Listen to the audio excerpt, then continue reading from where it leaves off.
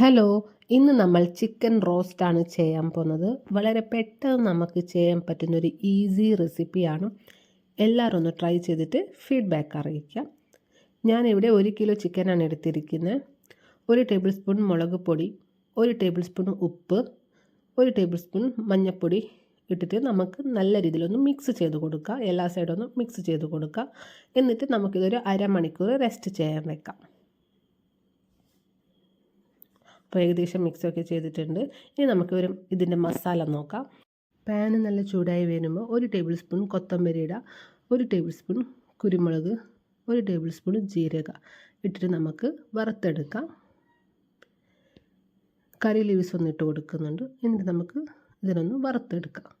ഇനി നമുക്കിതിനെ പൊടിച്ചെടുക്കാം. മിക്സി ഉണ്ടെങ്കിൽ അതിലും പൊടിച്ചെടുക്കാം, അല്ലെങ്കിൽ ഇങ്ങനെ കല്ലിലും ചതച്ചെടുക്കാം. അപ്പോൾ ചിക്കൻ റോസ്റ്റിൻ്റെ മസാല ഇവിടെ റെഡി ആയിട്ടുണ്ട്. നല്ല രീതിയിലൊന്ന് പൊടിയാക്കി എടുക്കാം. ഫൈനലി നമ്മളെ മസാല റെഡി ആയിട്ടുണ്ട്.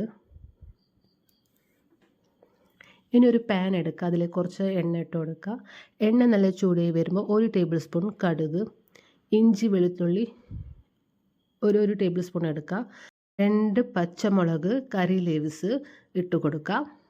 ഇനി നമുക്ക് നല്ല രീതിയിലൊന്ന് ഫ്രൈ ചെയ്ത് കൊടുക്കുക. എന്നിട്ട് നേരത്തെ തയ്യാറാക്കി വെച്ച ചിക്കൻ ഇതിലേക്ക് ഇട്ട് കൊടുക്കുക. മസാലയിൽ മിക്സ് ചെയ്ത ചിക്കനാണ്, അപ്പോൾ ഇതിലേക്കൊന്ന് മിക്സ് ചെയ്ത് കൊടുക്കാം. അപ്പോൾ ഏകദേശം നമ്മളെ ചിക്കൻ റോസ്റ്റ് റെഡി ആയിക്കൊണ്ട് വരുന്നുണ്ട്. ഇതൊരു 10 മിനിറ്റ് നമുക്ക് വേവാൻ വെക്കാം.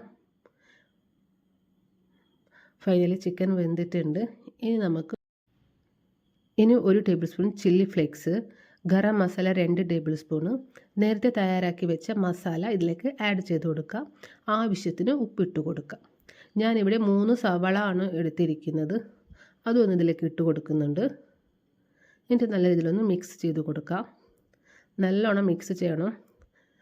എന്നിട്ട് നമുക്ക് മൂടി വെക്കാം. എന്നിട്ട് 10 മിനിറ്റ് നമുക്കിതിനെ വേവാൻ വെക്കണം. ഫൈനലി ചിക്കൻ റോസ്റ്റ് റെഡിയാണ്.